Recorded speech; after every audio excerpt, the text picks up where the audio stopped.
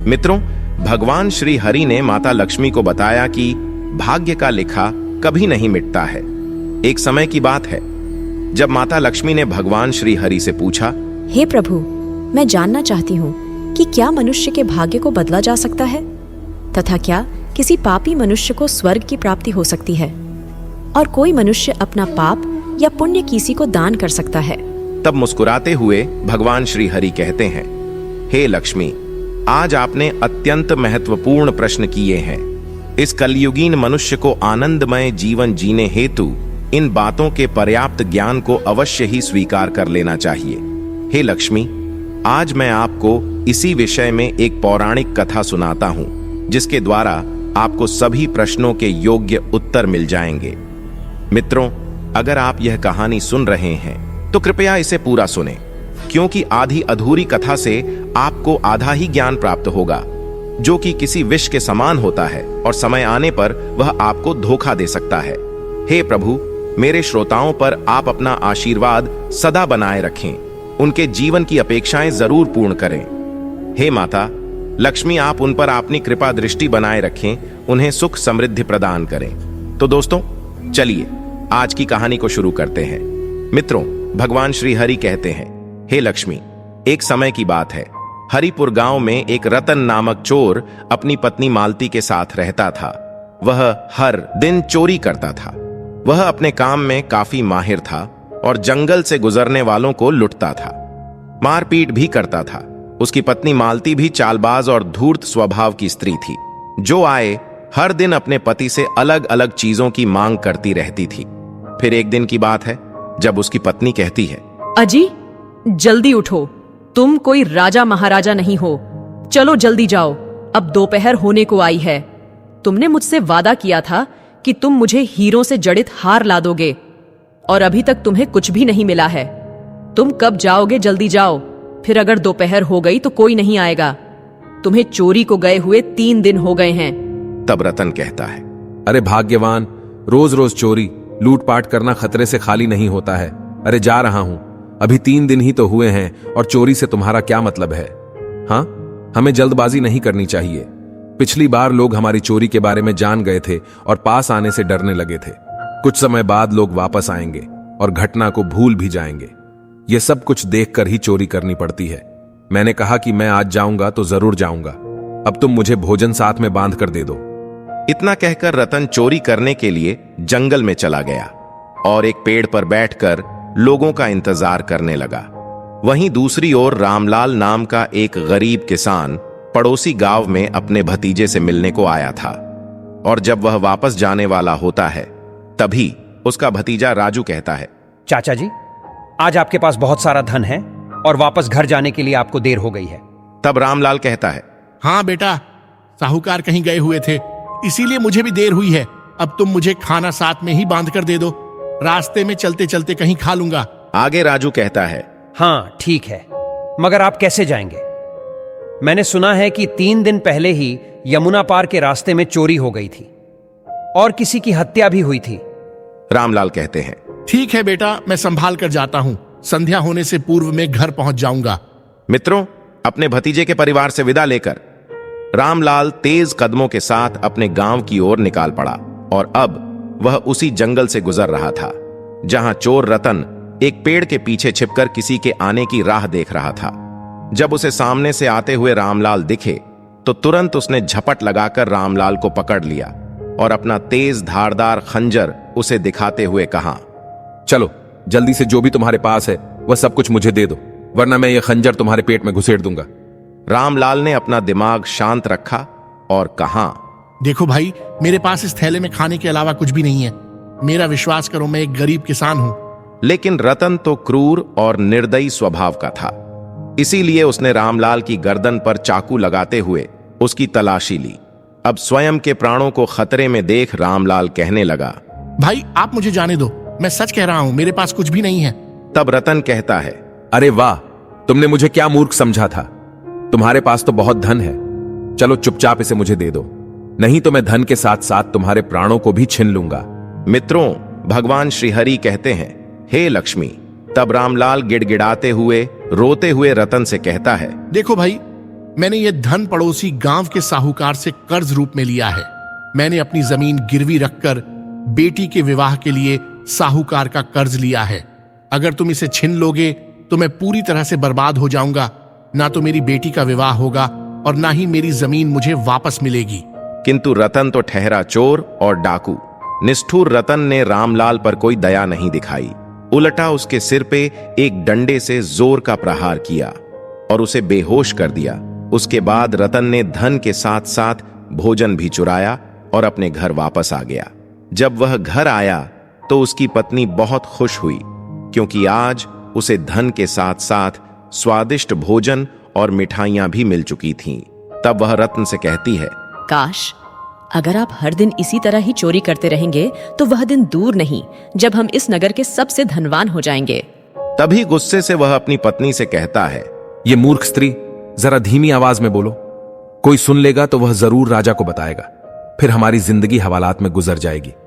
हम चोर हैं, कोई व्यापारी नहीं जो तुम पूरे नगर में राज करने के सपने देख रही हो। आज मैंने एक किसान को बहुत तेज वार से मारकर घायल कर दिया था। पता नहीं अब वह जीवित भी है या नहीं। अब मैं पूरा 1 महीना घर पर ही रहूंगा। हमारे पास 1 माह का पर्याप्त धन है। मित्रों, फिर 1 माह का समय बीत जाता है और दूसरी ओर किसान अपनी बेटी का विवाह जैसे तैसे कर देता है और उसे अपने दामाद के साथ वापस दूसरे गांव छोड़ने हेतु उसी जंगल के रास्ते से निकल जाता है। वहीं दूसरी ओर चोर रत्न की पत्नी मालती अपने पति रतन से कहती है, अजी सुनते हो, मैंने बहुत दिनों से आपसे हीरों का हार मांगा है, लेकिन आप है कि मुझे वह लाकर नहीं दे रहे हैं। आप कैसे पति हो जो अपनी पत्नी की केवल एक इच्छा पूरी नहीं कर सकते हैं? तुम पर मुझे धिक्कार है। मित्रों, अपने पत्नी के मुख से ऐसी बातें सुनकर रतन चुपचाप वहां से अपना सामान लेकर चोरी करने के लिए जंगल में चला जाता है। वह अपनी पत्नी के तानों से अब तंग आ चुका था, इसीलिए उसने अब ठान ली थी कि कैसे भी कर वह अपनी पत्नी को हार ला करके दे देगा। जब एक तरफ से रतन चोरी के उद्देश्य से जंगल में दाखिल हुआ तो वहीं दूसरी ओर किसान रामलाल अपनी बेटी और दामाद के साथ उसी जंगल के रास्ते से आगे बढ़ रहे थे। चलते चलते संजोग से वे दोनों आमने सामने आ गए। जब रतन को याद आया कि यह वही किसान है जिसका धन मैंने लूटा था, और रामलाल को भी याद आ जाता है कि यह वही चोर है जिसके कारण से मैं बर्बाद हो चुका था, किंतु ईश्वर के आशीर्वाद से सब कुछ कुशलता के साथ विवाह संपन्न हुआ था। मित्रों, जब रतन रामलाल की बेटी के गले में मंगलसूत्र के साथ साथ एक अनमोल हीरों का हार देखता है तो उसे पाने के लिए वह बेचैन हो जाता है और वह रामलाल से कहता है, अरे भाई, आपको देखकर मुझे वह पुराना दिन याद आया जब आपने मुझे बहुत सारा धन देकर खुश किया था, और आज तो आपने फिर से मेरे लिए खजाना लाया है। तब डरते हुए रामलाल कहता है, देखो भाई, पिछली बार तुमने जो मुझसे लूटा था उसे तो मैं भूल चुका हूं, किंतु आज मैं अपनी बेटी और दामाद को उनके घर छोड़ने हेतु जा रहा हूं। आज मुझ पर कृपा करो और हमें जाने दो। तब रतन कहता है, ये तुम कैसे बात कर रहे हो? तुम्हें छोड़कर भला मैं और मेरी पत्नी भूखे मर जाए? नहीं नहीं, यह नहीं हो सकता। तुम लोग चुपचाप अपना सारा धन और गहने मुझे दे दो, अन्यथा तुम सभी को मेरे हाथों से मरना पड़ेगा। जब रतन की नजर रामलाल की बेटी के गले पर पड़ गई तब वह कहने लगा कि वाह, आज तो मेरे पत्नी का सपना पूरा होगा। वह कब से मुझसे हीरो के हार की मांग कर रही थी। तभी बीच में उसकी बेटी रतन से कहती है, नहीं, मैं आपको मेरा यह हार नहीं दे सकती। यह मेरी माँ की आखिरी निशानी है। चाहे तो आप हमारा सारा धन ले लो, लेकिन मेरे पिता को आप छोड़ दो। जब रतन रामलाल की बेटी की ओर बढ़ जाता है तब रामलाल ने उस पर हमला बोल दिया। इसी बीच रामलाल के सीने में रतन अपना तेज खंजर भोग देता है और रामलाल की बेटी के गले से हार और मंगलसूत्र को छीनकर वहां से वह भाग जाता है। मित्रों, अब रामलाल की उसी जगह पर मृत्यु हो जाती है, लेकिन मरते समय वह रतन को श्राप देता है, जिस धन को पाने के लिए वह लोगों की हत्या करता है, उन्हें परेशान करता है। एक दिन उसका वह सारा धन अचानक लुप्त हो जाएगा। रामलाल की मृत्यु होने के बाद उसके शव को उसकी बेटी और दामाद ने उसे अपने घर ले जाकर उसका अंतिम संस्कार किया। वहीं दूसरी ओर जब रतन अपने घर वापस जाता है तब वह अपनी पत्नी से कहता है, अरे भाग्यवान, जरा देखो तो आज मैं तुम्हारे सपने को अपने साथ लेकर आया हूं। तब मालती कहती है, क्या है? जी बताओ, क्या लाए हो? जब मालती अपने पति के हाथों में हीरों का हार देखती है तो वह बहुत खुश हो जाती है, किंतु वह तो एक लालची स्वभाव की स्त्री थी। उसे तो बहुत बड़ा हार चाहिए था। तब वह अपने पति से कहती है, अजी सुनते हो, आपने जो हार लाया है बहुत छोटा है, आप मुझे बड़ा ला दीजिए। अभी के लिए तो ठीक है। अपनी पत्नी के मुख से ऐसी बात सुनकर रतन दंग रह जाता है और कहता है, तुम जानती भी हो मुझे चोरी करने के लिए क्या क्या करना पड़ता है। इसी हार के लिए आज मुझे एक व्यक्ति की हत्या करनी पड़ी और तुम्हें इस बात का कोई अफसोस नहीं है। मित्रों, भगवान श्री हरि कहते हैं, हे लक्ष्मी। जब वह पति पत्नी घर में चोरी के धन के बारे में चर्चा कर रहे होते हैं, तभी एक साधु उनके द्वार पर आते हैं और कहते हैं, भिक्षां देही, भिक्षां देही। तब मालती घर में से जोर से चिल्लाती हुई बाहर आती है और कहती है, अरे आ रही हूं मैं, थोड़ा तो धीरज रखा करो। ये लोग भी ना एक तो मुफ्त की भिख मांगते हैं और इन्हें धान्य परोसने तक का सब्र नहीं होता है। पता नहीं किस बात की जल्दी होती है इन्हें। इस बात को सुनकर वे साधु भी मन ही मन दुखी हो जाते हैं। वह साधु और कोई नहीं थे बल्कि स्वयं देवर्षि नारद थे, जो उन्हें अपने पाप कर्मों को रोकने हेतु मार्गदर्शन करने के लिए आए थे। जैसे ही मालती अपना दान का पात्र लिए साधु के पास आती है तो उन्हें दान देने से पहले ही कहती है, हे साधु महाराज, मैं बहुत दिनों से पुत्र प्राप्ति की कामना कर रही हूँ। अगर आप मुझे आशीर्वाद देंगे तो ही मैं दान करूंगी। तब देवर्षि नारद मुस्कुराते हुए कहते हैं, हे देवी, आपको पुत्र अवश्य प्राप्त होगा, किंतु आपके भाग्य में विधाता ने कुछ और ही लिखा है। उसी समय रत्न द्वार पर आता है। अपनी पत्नी और साधु के बीच बातों को सुनकर वह कहता है, महाराज, आप हमें भाग्य, पुण्य और पाप की बातें ना कहें तो अच्छा होगा। ये सब बेकार की बातें हैं। पाप और पुण्य कुछ नहीं होता। आज जो मिला है वही मेरा है, कल किसी और का होगा। बस मैं ऐसा ही सोचता हूं। जब मालती घर के भीतर जाती है तब साधु रतन से कहता है, हे युवक, आज जो तुम पाप के कर्मों को आंखें मूंद कर रहे हो, इसका तुम्हें जरूर पश्चाताप होगा। तब रतन कहता है, महाराज, मैं यह सब कुछ मैं अपने परिवार अर्थात पत्नी के लिए कर रहा हूं। तब साधु ने कहा, मगर तुम यह बात ध्यान में रखो कि जिस पापों को तुम कर रहे हो, उस पापों की सजा सिर्फ तुम्हें ही भोगनी पड़ेगी। अगर तुम चाहो तो अपने पत्नी से यह कहकर देखो कि तुम मेरे पापों को साझा कर लो। इतना कहकर वे साधु वहां से चले जाते हैं। साधु की बातों को सुनकर रतन अब अचरज में पड़ जाता है और रात में अपनी पत्नी से कहता है, भाग्यवान, अगर मैं कुछ तुम्हें देना चाहूं तो क्या तुम उसे बिना कुछ सोचे समझे स्वीकार करोगी? तब मालती कहती है, मैं कुछ समझी नहीं, और आप जो कहना चाहते हैं वह साफ साफ बताऊं? तब रतन कहता है, हे मालती, मैं साधु के कहे अनुसार मैं अपने पापों को तुमसे साझा करना चाहता हूं। तब क्रोध में आकर मालती कहती है, भला मैं आपके पापों को क्यों साझा करूं? मैंने जीते जी आपके साथ रहकर नरक ही भोगा है और बाद में भी मुझे नरक की यातनाएं नहीं भोगनी है। सभी पाप तुमने ही किए हैं और उनमें से आधा पाप आप मेरे साथ साझा करना चाहते हो। यह नहीं हो सकता। मुझे वो पाप नहीं चाहिए। मैं नरक में नहीं जाऊंगी। अपने पत्नी के मुख से यह बात सुनकर रत्न का मन परिवर्तित हो जाता है और वह अब चोरी का काम छोड़कर खेती में काम करने लगता है। मित्रों, अब धीरे धीरे समय बीतता गया और रामलाल के श्राप के कारण 1 वर्ष के बाद मालती गर्भवती हो जाती है। समय आने पर वह शिशु जन्म लेता है। वह बचपन से बहुत सुंदर, सुशील और होनहार था, किंतु विधाता ने उसकी आयु मात्र 12 वर्ष की रखी थी। अपने पुत्र के होने से रतन और मालती के खुशी का कोई ठिकाना ना रहा। वह दोनों हर समय उसे अपने साथ ही रखते थे। उसे किसी भी चीज की कोई कमी होने नहीं दी। रतन और मालती एक समय के चोर, कपटी और धूर्त स्वभाव के लोग थे। अब वे अपने बेटे की ममता में पूरी तरह से पागल हुए थे। अपने बेटे के बिना उन्हें ना तो अन्न का स्वाद अच्छा लगता और ना ही उसके बिना उन्हें नींद आती। माँ बाप उसे देखकर भूख प्यास भूल जाते। धीरे धीरे बालक बड़ा होता गया। वह बालक इतना प्यारा था कि माँ बाप उसके बिना एक पल भी नहीं रह पाते थे।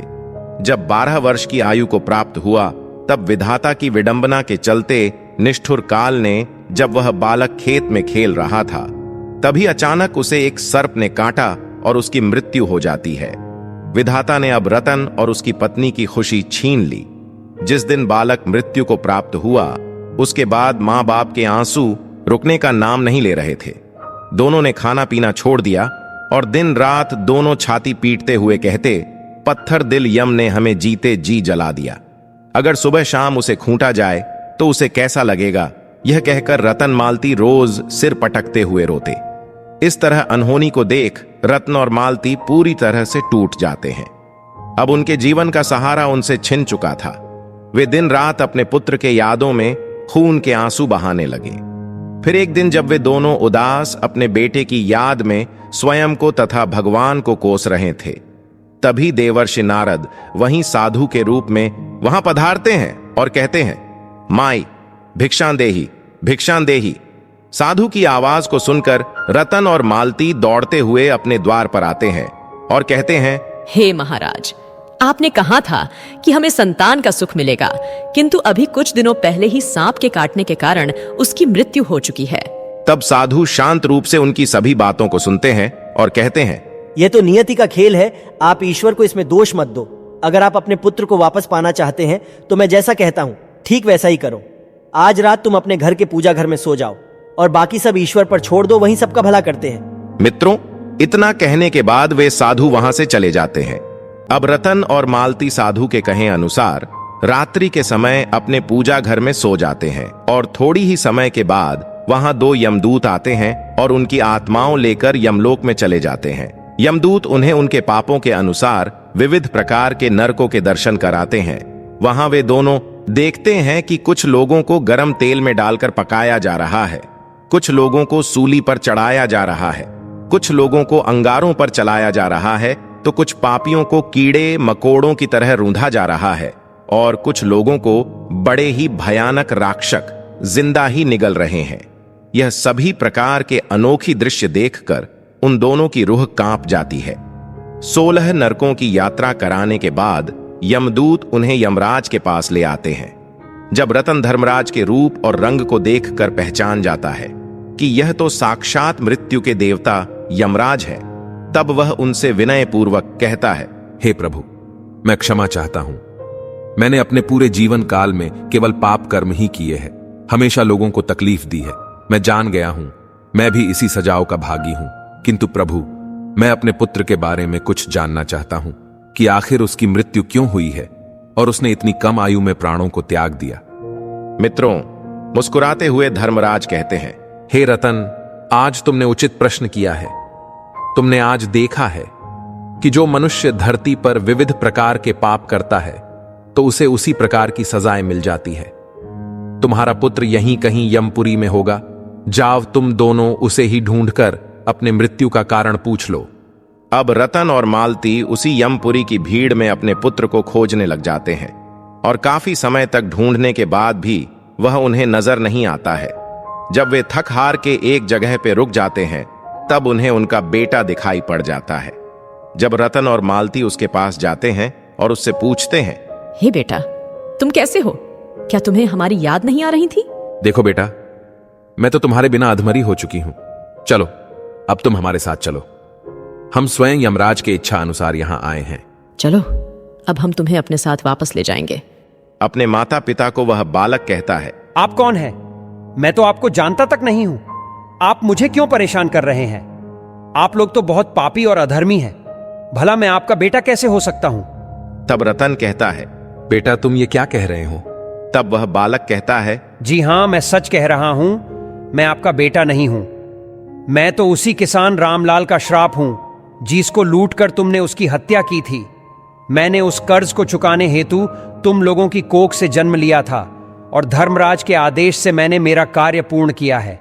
अपने ही पुत्र के मुख से ऐसी बातें सुनकर वे दोनों दंग रह जाते हैं और वापस चुपचाप यमराज के पास आते हैं। तब यमराज कहते हैं, अब तुम समझ गए होंगे, भाग्य का लिखा स्वयं विधाता ही लिखते हैं। मनुष्य अपने कर्मों के आधार पर ही फल पाता है। तुमने जो सामान्य लोगों को तकलीफ दी थी, उसी के चलते तुम लोगों यह तकलीफ भोगनी पड़ी है। और जिस किसान की हत्या तुमने की थी, उसी ने तुम्हारे कोख से जन्म लेकर अपनी याद में तड़पाया है।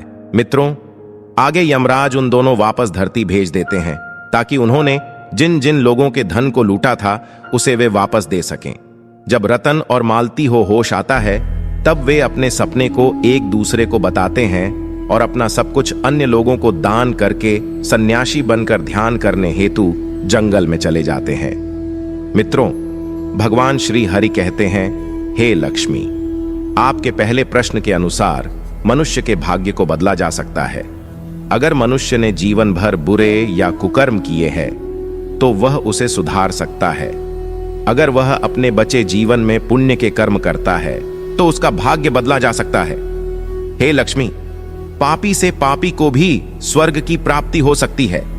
अगर वह किसी अनाथ कन्या का कन्यादान करता है, किसी भूखे को भोजन खिलाता है और समय पर अपनी नीयत को बदलकर धर्म के मार्ग को अपना लेता है। हे लक्ष्मी, कोई भी मनुष्य को अपने पाप और पुण्य को किसी के साथ साझा तो नहीं कर सकता है, किंतु अगर वह किसी के पाप कर्म या पुण्य कर्मों में उसका भागीदार बन जाता है तो वह अवश्य उस पाप या पुण्य का समान रूप से हकदार बन जाता है। हे लक्ष्मी, मैंने आपके सभी प्रश्नों के उत्तर दिए हैं। तब माता लक्ष्मी कहती हैं, धन्य है प्रभु, आप और आपकी लीला।